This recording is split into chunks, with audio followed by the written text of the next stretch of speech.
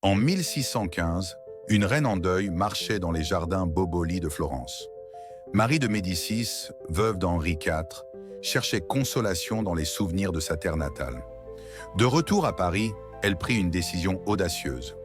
Faire construire un palais qui lui rappellerait sa Toscane perdue. Elle confia à l'architecte Salomon de Brosse la mission de créer un palais Pitti parisien. Ainsi naquit en 1631 le palais du Luxembourg. Mariage unique entre esthétique florentine et raffinement français, avec ses façades à bossage, ses colonnes et son dôme majestueux. Pour magnifier ce joyau, la reine commanda à Rubens un cycle monumental de 24 tableaux glorifiant sa vie, chef-d'œuvre baroque aujourd'hui au Louvre. Les jardins furent dessinés par Jacques Boisseau, inventant un nouveau style qui influencera plus tard le nôtre à Versailles. Le destin du palais fut aussi mouvementé que celui de sa fondatrice.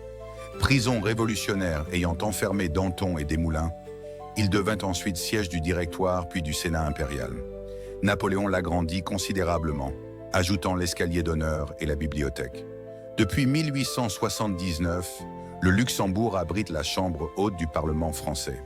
Ces magnifiques salons dorés ont vu passer les plus grandes lois de la République, tandis que ces jardins offrent aux Parisiens un écrin de verdure inspiré d'Italie.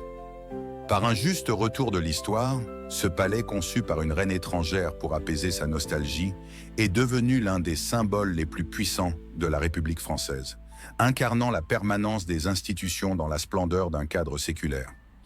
Vous avez apprécié cette plongée dans l'histoire fascinante du palais du Luxembourg? Abonnez-vous à notre chaîne pour découvrir d'autres trésors architecturaux français. Partagez cette vidéo avec les passionnés d'histoire et d'architecture dans votre entourage et racontez-nous en commentaire votre expérience personnelle lors de votre visite de ce joyau parisien ou quel autre monument français vous fascine particulièrement. Votre soutien nous permet de continuer à mettre en lumière notre patrimoine exceptionnel.